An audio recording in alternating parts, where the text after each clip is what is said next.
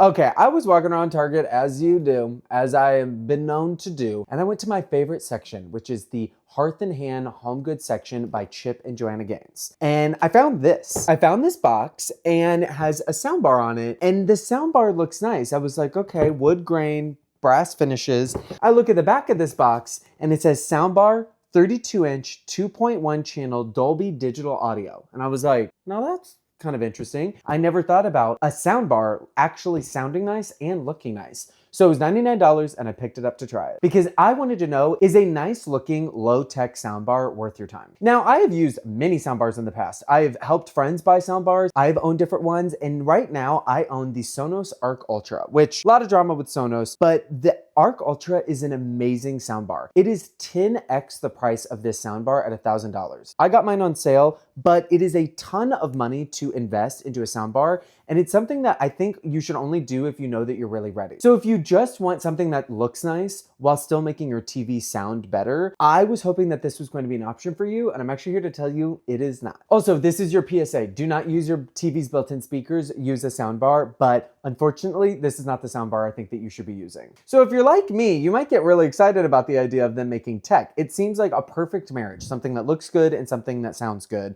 especially in a space that is just literally all black, plastic, and metal.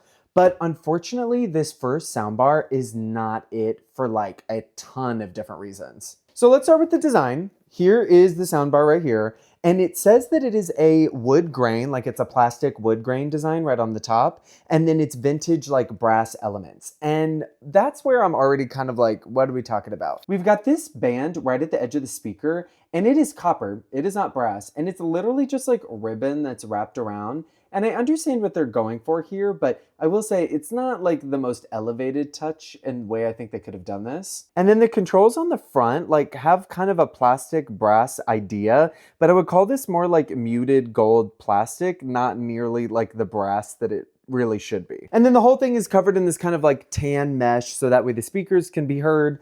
And you know, the top and the bottom are this fake plastic wood. Also on the back, you have all of the ports where you plug in, you know, all the different things you need to. And then you actually do have two mounting points to mount it onto the wall, which could be a really nice effect if it was even worth mounting on the wall in the first place, but it's not. So why am I ragging on this soundbar so hard? I am definitely, obviously I have a really nice soundbar and I am a techie, so I have a very high bar. But even then, for $99, I can play game. I had a lot of hopes going into this. It has Bluetooth, it has ARC, so you can connect it to your TV and your TV can control volume and power. And it's just a nice looking-ish speaker. Well, first off, I bought it. It comes with a remote and I put many different batteries in the remote and it doesn't work at all. So there's just features I cannot access because I cannot get this remote to work. So that by itself, I have to return it just because I have to get a new remote. Because of that, I have to use the built-in buttons on the top of the soundbar, but those aren't great. They sit right at the top and you can see they have little labels across all of them, but each label does two different things. So you can go back and forth on a song or you can hold on each one to raise the volume up and down. There's a mode button and there's a power button. But for the most part, these things aren't that useful because the buttons are like super clicky and feel cheap. And you don't want to have to get up to constantly adjust them. So I'm actually a little surprised they include buttons in the first place. The next thing is actually the literal tech inside the speaker is crazy. I'm gonna plug it in using like the barrel jack little plug, which is just kind of old school. I changed my lighting so you can see this. You're presented with the indicator light. Now, this indicator light is just completely wild to me, and it is such a poor design because the entire reason why this exists is to look nice. But then when you have this constant LED light that is very noticeable in person, and it's not even centered, and it's not on the logo, and it's not hidden on a button, it completely ruins the aesthetic because now it is calling out the fact that this is a piece of tech. Like even the cheapest good soundbars that are just like black bars don't do this. So then when I turned it on, that indicates, you heard it. Bluetooth. Depending on the mode. Bluetooth is paired. And then when you have it powered on, the indicator light will change depending on which mode you're in. So now when I'm in Bluetooth, I can see the blue light. If I click the mode button, auxiliary, if you plug something in like a turntable, that one's white. Optical, if you have like an older TV that doesn't have HDMI, is purple. HDMI.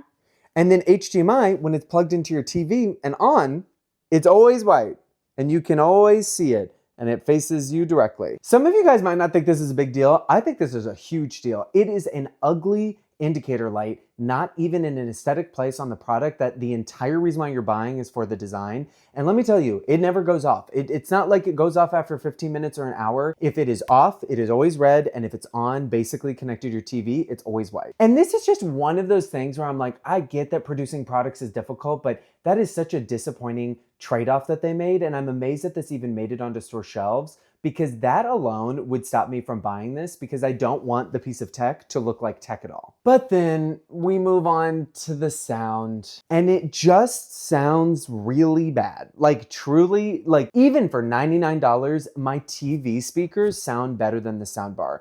And the main reason is because it is all the upper end. It's all the treble notes and the mid notes. So there is no low end to the speaker. So it does increase the clarity, but the amount of the tone of this speaker is just all high end. So it actually kind of hurt my ears. Like, it's kind of an exhausting thing to listen to. And even when your TV speakers probably don't sound great, but they probably have a little bit of low end because they're in a big, because they're in a TV body, I was really hoping it wouldn't be this case, but it seems like they just took like the off the shelf Chinese manufacturer, like cheap soundbar, and put it in like a nicer package, because the indicator light, the fact that the modes have to be manually switched and it has a really robotic voice. Bluetooth, auxiliary, optical, HDMI, Bluetooth. It's all of these pieces that add up to just Bluetooth is paired. It's just all of these pieces that add up to an experience that for Hearth and Hand is not the norm. Normally their products are well made, and for the price that you're getting a really nice design that you might not otherwise be able to afford or find yourself. It really bugs me that for the first big tech entrance, they just did something that is so cheap, and it like doesn't even look that good. It definitely looks cheap.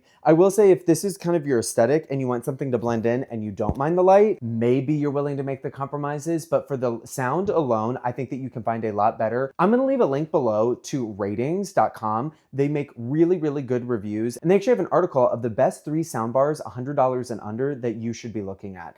And my advice to you, if you want your tech to blend in, hide it in a cabinet, put decor in front of it, or mount it on the wall and just try to get it off of your cabinet. Because if you're gonna be spending money on audio equipment, it should at least sound good. And for $100 or under, you can do that. I would do a sound test, but it's like not even worth it. If you guys wanna hear what it sounds like, literally put your phone in like a cup, and that's what it sounds like. Like I don't even know if it would come across on camera. If you guys really want me to compare it against something, please let me know in the comments below. But like, I firmly believe, I have an old video of a Beats Pill speaker, the updated one. That is a better sound bar for about $99 than this whole dedicated soundbar. I mean, that's saying something. So sorry to my interior home design girlies. This was definitely a disappointment from Hearth and Hand. Hopefully they improve this on the future, because I think somebody coming out with home tech that actually looks really nice in a more approachable way that's not super futuristic is a really smart idea.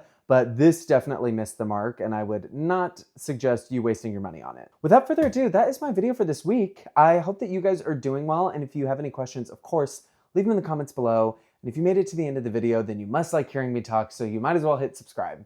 But with that, I will see you guys next time.